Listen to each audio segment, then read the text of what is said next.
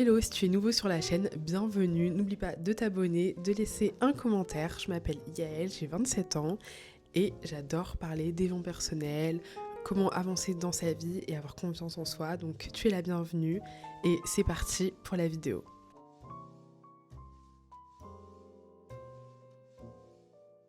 Hello mes beautés, hello mes stars. J'ai déserté de YouTube, I'm so sorry. J'étais occupée à faire un rebranding, you know. Non, je rigole. Mais bon, en tout cas, on peut dire qu'aujourd'hui, je suis plutôt particulièrement fraîche. En tout cas, je me sens très belle, très fraîche. Donc tout ça pour vous dire que de temps en temps, vous êtes chez vous là, parce que là nous sommes dimanche. Je regarde entre les deux parce que je me vois. Nous sommes dimanche soir et c'était pas du tout prévu que je filme une vidéo, mais j'avais envie de le faire. Je me rends compte qu'avec le temps, j'ai plutôt un contenu un peu spontané sur YouTube. Je sais pas si c'est une bonne chose, car aujourd'hui sur YouTube, on a beaucoup de vidéos hyper travaillées, hyper tac tac tac, etc. J'ai essayé de faire un peu du contenu travaillé, mais je trouve que ça me ressemble pas du tout. En soi, ça ressemble à personne, mais je m'y retrouve moins et j'ai toujours eu un petit côté assez spontané dans mes vidéos. Je sais pas si vous le ressentez, mais moi je le vois comme ça. Donc aujourd'hui, ça va être ça. Ça va être très spontané. Et juste me bouger car je suis sur une chaise en plastique et ça me fait un peu mal aux fesses.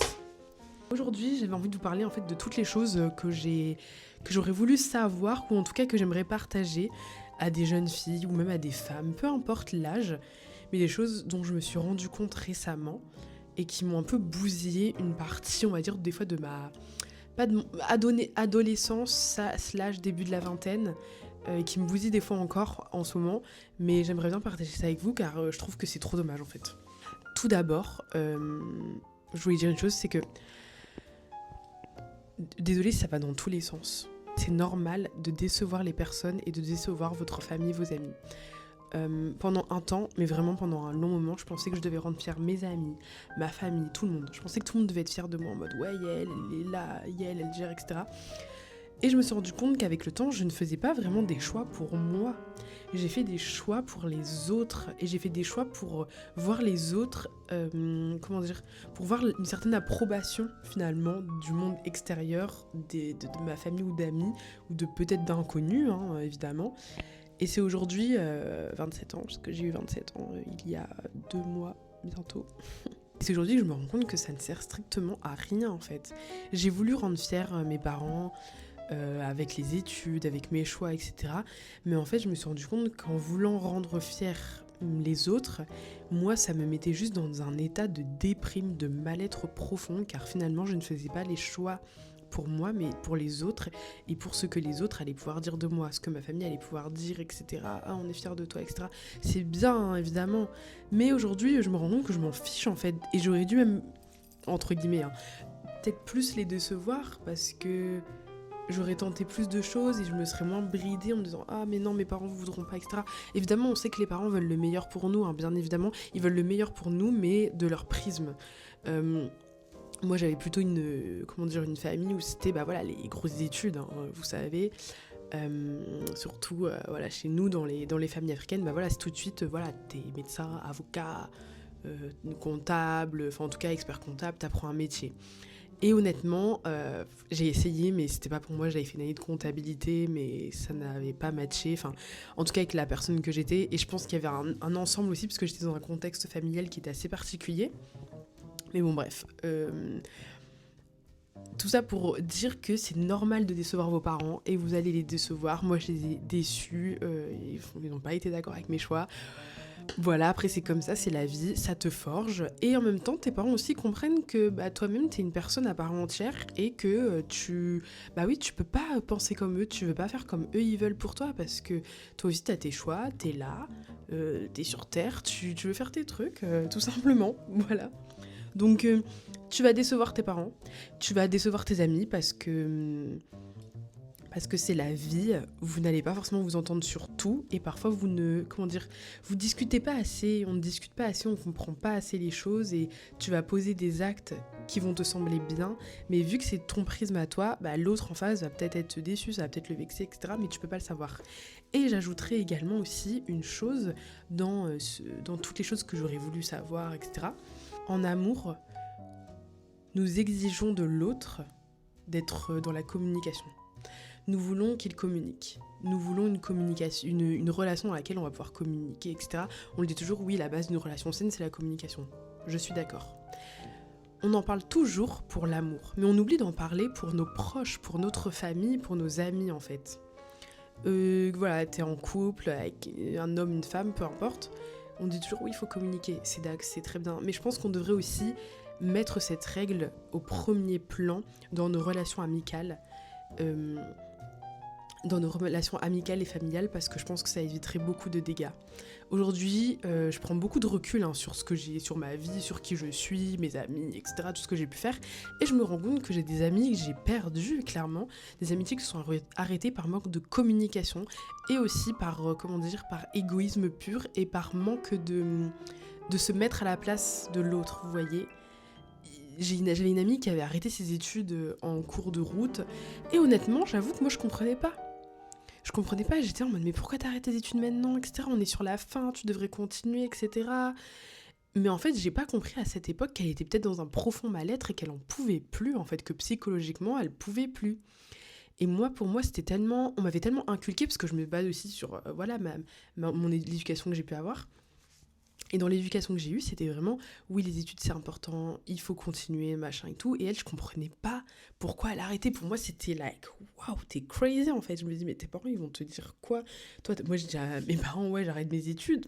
Ils vont m'attraper par le callback et ils vont me dire, ma belle, t'es mignonne, mais retourne à l'école. Et Dieu merci, et je les remercie du fond du cœur, parce que je suis très contente d'avoir pu terminer mes études, bien évidemment. Aujourd'hui, d'avoir mon diplôme, etc. Même si le marché de l'emploi est ce qu'il est, bien évidemment. Mais bon, mais en attendant, mes diplômes, on ne pourra pas me les enlever. Donc, voilà, je parle de tout ça, mais en fait, c'était surtout pour revenir sur le point que si nous avions communiqué, si j'avais peut-être communiqué, si elle m'avait communiqué en me disant « Yael, je suis vraiment pas bien, etc. » Ou peut-être si j'avais pris plus au sérieux, je me dis bah, on aurait encore été amis aujourd'hui. Voilà, c'est vraiment une pensée que j'ai eue il y a clairement deux jours. J'étais sous la douche et je réfléchissais et je me suis dit oh, mais non. Et je me dis purée, c'est dommage. Enfin voilà, bref. C'est la vie, mais c'est comme ça. C'est comme ça.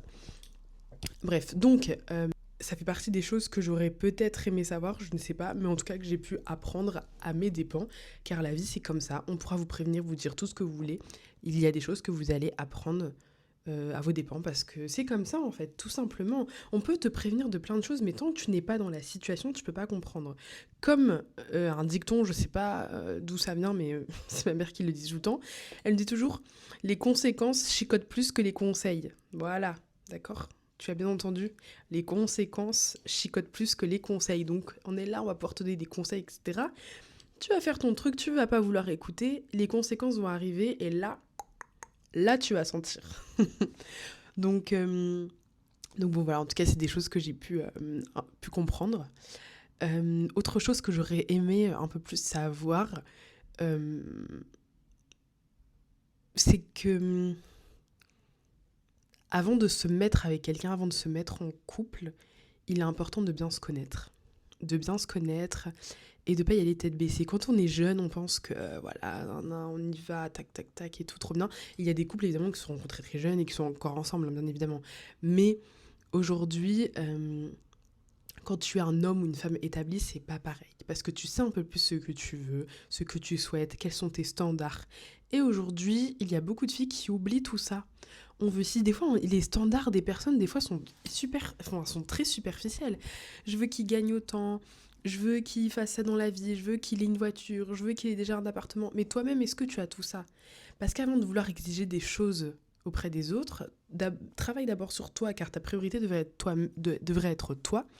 Et ensuite, tu pourras intégrer quelqu'un dans ta vie qui apportera du plus. Il ne faut pas exiger de cette personne quoi que ce soit. C'est mon avis. Je sais que voilà, tout le monde ne va pas être d'accord, mais tu peux pas dire oui, je veux que mon homme fasse ceci, je veux que mon homme fasse cela, mais toi-même déjà, occupe-toi de toi, fais les choses pour toi, et le reste suivra, et après tu pourras trouver quelqu'un qui va pouvoir apporter quelque chose en plus dans ta vie, car c'est aussi ça, une relation. Une relation, c'est à deux, donc vous devez vous apporter des choses mutuellement, c'est pas que dans un sens. Évidemment, après, chacun a sa place, etc. Mais c'est dans les deux sens. Tu dois pas être exigé quelque chose, absolument. C'est mon avis, hein, bien évidemment. Ça n'empêche qu'évidemment, tu peux avoir tes critères, etc. Mais voilà, il y a critères superficiels et critères fondés. Par exemple, si tu as une certaine religion, tu veux que ton homme ait la même religion que toi, oui, c'est fondé, parce qu'à la fin, bah, vous vous retrouvez sur la religion et c'est important. Donc, euh, donc voilà, après, il y a tellement de choses en fait quand tu souhaites te mettre avec quelqu'un, surtout si tu es dans l'objectif de construire quelque chose, il y a plein de choses auxquelles tu dois penser. Enfin, vous devez discuter en amont, bien évidemment, pour en tout cas être sûr que vous avancez dans le même. Que vous prenez la même direction, en fait. Et pas qu'il y en ait un qui prend la sortie 3 et toi tu prends la sortie 10. Il y a un petit. Vous pouvez vous retrouver, hein, mais ça va prendre du temps. Voilà, donc un peu la métaphore de l'autoroute, de la route, voilà, je sais pas, j'avais ça en tête. J'aime bien faire des métaphores parfois. Mais voilà, ça fait partie des choses que j'aurais aimé un peu plus comprendre avant. Voilà, ça nous évite certaines situations. Mais bon, ça fait partie de la vie, ça fait partie de nos expériences. C'est comme ça qu'on grandit, c'est comme ça qu'on avance aussi. Parce que si on te donne un livre et que tu as déjà tout le mode d'emploi, c'est bien, mais rien de mieux que de vivre vraiment la situation pour comprendre en fait et pour grandir dans ta tête. Parce que voilà, tu peux suivre le mode d'emploi, tac, tac, tac, mais finalement tu seras peut-être pas vraiment heureuse parce que tu as besoin aussi de te faire tes propres expériences pour donner plus de valeur au mode d'emploi que tu avais eu il y a 10 ans. J'adore, mais j'adore. Tu vois ce que je veux dire? Donc voilà. Ensuite, c'est que à 20 ans, c'est normal de pas se connaître, c'est normal d'être encore en recherche de soi-même, d'avoir besoin de repères, etc. Car en fait, on est continuellement en train de grandir et d'évoluer. On est complètement en train de grandir et d'évoluer. Tu n'as jamais fini, enfin, on le voit bien, l'homme n'a jamais fini d'évoluer en fait. Et je pense qu'il va encore se passer plein d'autres choses dans les années à venir, mais bon, ça, on verra. Mais tu ne dois pas être trop dur avec toi, être trop pressé, vouloir ci, vouloir ça, etc. Laisse-toi le temps aussi de te faire des expériences. Quand tu es dans ta vingtaine, profite de ta vingtaine. Pense pas déjà à quand tu auras 30 ans en fait. Parce que tu verras quand tu vas avoir 30 ans, il va se passer tellement de choses entre temps que tu vas même plus vraiment te rappeler de plein de choses en fait. Et c'est toutes tes expériences qui vont te forger, qui vont t'aider à grandir, à devenir celle que tu es. Et celle que tu deviendras, bien évidemment. Parce que moi, aujourd'hui, la dernière fois, c'est mon frère qui me posait la question et qui me disait, ouais, est-ce que tu as des regrets ou est-ce qu'il y a des choses voilà, que tu aurais aimé faire différemment, etc. Et en soi, je lui dis, bah non, j'ai pas de regrets. J'ai fait tout ce que je voulais, entre guillemets, faire. J'ai profité, j'ai fait mes choix. Et parfois, à la limite, le seul truc que je me dis, c'est que j'ai pas de regrets, mais il y a certaines choses, je les aurais peut-être faites encore plus à fond si j'avais pas eu peur. Si j'avais pas eu peur des gens, des critiques, etc., de ce qu'on allait dire de moi. J'en viens à un autre point. Tout le monde parlera sur vous. Les gens vont vous critiquer. En bien, en mal, peu importe. Voilà. Peut-être même vos amis, des gens que vous connaissez. Ah non, non, non, etc. Vous allez toujours. Enfin, je veux dire, tout le monde ne va pas parler en bien de vous. C'est comme ça. Et tout le monde ne va pas parler en mal de vous, évidemment. Mais voilà, dans les choses que j'aurais pu continuer à faire, c'est d'être à fond dans d'autres projets en fait. J'avais ouvert une chaîne YouTube quand j'étais au collège-lycée, je ne l'ai pas continué parce que j'avais peur du regard des gens, j'ai eu des critiques, j'ai eu des moqueries. Et aujourd'hui, je me dis, on va dire c'est un peu un regret, mais en même temps, tu veux que je regrette quoi? Tu veux que je regrette quoi en fait? Parce que c'est tout, c'est fait. Après, j'ai supprimé ma chaîne et voilà. Et aujourd'hui, I'm back on YouTube, bébé. Mais voilà, il faut pas avoir de regrets en fait. C'est juste qu'il faut faire les choses à fond. Et puis après, voilà, tu verras bien. Et puis la vie est faite d'expériences, de bonnes expériences, de mauvaises expériences. Mais dans tous les cas, c'est comme ça que tu évolues et que tu grandis et que tu peux développer un peu ta maturité et ta sagesse. Parce que la dernière fois, j'ai rencontré une fille des réseaux sociaux qui s'appelle Myriam. Elle a 20 ans. Donc on a 7 ans d'écart, donc c'est quand même... ça commence à faire 7 ans d'écart, je trouve. En tout cas, tu peux le ressentir. Et elle m'a dit un truc, elle m'a dit, ouais, t'es pleine de sagesse. Elle m'a dit, c'est ouf, t'es pleine de sagesse. Et elle m'a même dit, tu devrais faire une vidéo sur toutes les choses que tu as appris à 20 ans, enfin, toutes les choses que tu aurais aimé savoir à la vingtaine. Et je lui dis, c'est drôle que tu me dises ça, parce que c'est une idée de vidéo que j'ai eue, etc. Mais j'avais pas trop eu le temps et l'envie, la motivation, ou peut-être de me sentir légitime de parler de ça. Mais bon, maintenant, je suis un peu en train de le faire, finalement. Donc, en fait, pendant toute la vidéo, je fais comme regarder. Je me trouve trop belle. Il y a pas. Il y a pas. Mais je me trouve trop belle. Bon, bref. Et voilà. Non, mais j'adore ma coupe, en fait. Guys, j'ai testé une nouvelle coupe. J'ai mis la frange, n'importe quoi. J'ai mis la raie sur le côté et je me dis, mais pourquoi j'ai pas fait ça avant? Oh là, mais je suis trop fraîche aujourd'hui. Un pain. Le make-up, non mais regardez, j'ai fait les yeux comme ça, là. J'ai pris ma palette, j'ai dit, allez. Tchouk, tchouk, tchouk, tchouk. Le smokey eye, c'est quoi, en fait? Le smokey eye, c'est quoi? Non, mais j'aime trop mon combo lèvres. Mon combo lèvres. Est-ce qu'on en parle? Je dead. J'aime trop. Regardez, il est trop beau. Il est trop beau. C'est pas maman qui me l'a offert. Trop beau. Et j'ai ma petite lampe. En haut, j'ai mes posters. Il faudrait un jour, j'aurai un vrai fond, mais là, bon, pour l'instant, voilà. Bref. Donc, ça fait partie des choses que j'aurais aimé savoir, aimé comprendre, en tout cas, à la vingtaine, mais en soi, c'est pas grave de les comprendre maintenant, mais voilà, je trouvais intéressant de vous les partager aujourd'hui, sous forme voilà, de petites vidéos / podcast, I don't know. C'était pas du tout prévu, il est 21h10, nous sommes le dimanche 1er mars, et voilà, j'avais envie de vous partager ça. N'ayez pas envie d'aller trop vite dans votre vie, car on a encore énormément de choses à découvrir, je pense. Même là, moi j'ai 27 ans, dans 3 ans j'ai 30 ans, et j'imagine même pas tout ce qui va se passer là les 3 prochaines années. Et je pense que je suis pas au bout de mes surprises. Et j'ai limite hâte, juste en mode girl, continue tes trucs, crois en toi, et tu vas shine. Ta vie, elle va shine. Ça va le faire. Vraiment, ça va le faire. Et j'essaie maintenant de prendre la vie avec un peu plus de légèreté. Tant que j'ai la santé, que je me sens bien dans ma tête, j'ai mes proches, voilà. On continue en fait. Je peux prendre soin de moi, me faire belle, etc. J'ai pas besoin de... Enfin, entre guillemets, plus. C'est déjà énorme. Et ça, parfois, on l'oublie. Avec les réseaux sociaux, notre société de consommation, de surconsommation, on a l'impression qu'on a toujours besoin de plus. De plus, de plus, de plus. Et en fait, non. Des fois, t'as pas besoin de plus. Hein. C'est juste que tu n'utilises même pas au maximum tout ce que tu possèdes déjà dans ta vie. Et après, tu vas dire que t'as pas assez. Mais si, t'as assez. Il y a encore quelques jours, je disais, ouais, j'aimerais bien m'acheter un nouvel iPhone et tout. L'iPhone 17 Pro Max et tout. Girl, t'en as même pas besoin. J'en ai même pas besoin. J'ai même pas exploité mon iPhone 15 Pro Max au max. Et je suis déjà en train de vouloir parler d'un nouveau téléphone. Donc, pour revenir sur le sujet donc, de la surconsommation, j'ai acheté le guide de Louise Constance sur l'expérience du vide, 30 jours pour devenir minimaliste. Donc je vais le commencer ce soir, j'ai hâte de voir car j'ai déjà bien désencombré mon appartement.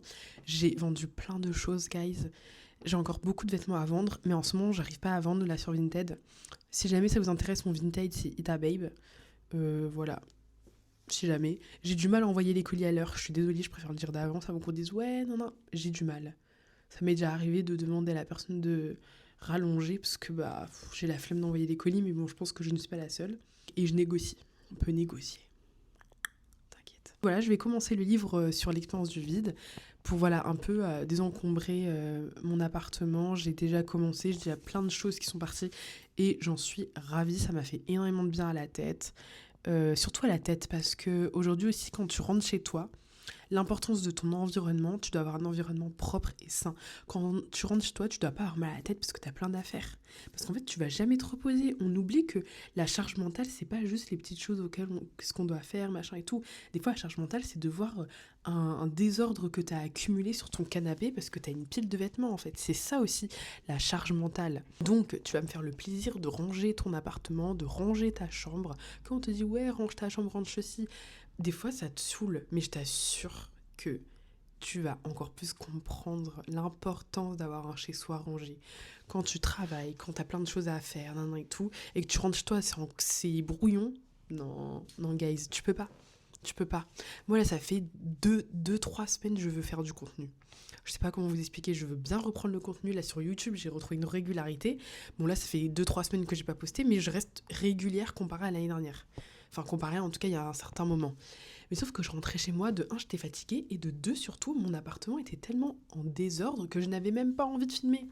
J'avais même pas envie de faire une vidéo, rien, parce que je savais pas où mettre ma caméra, je savais pas, etc.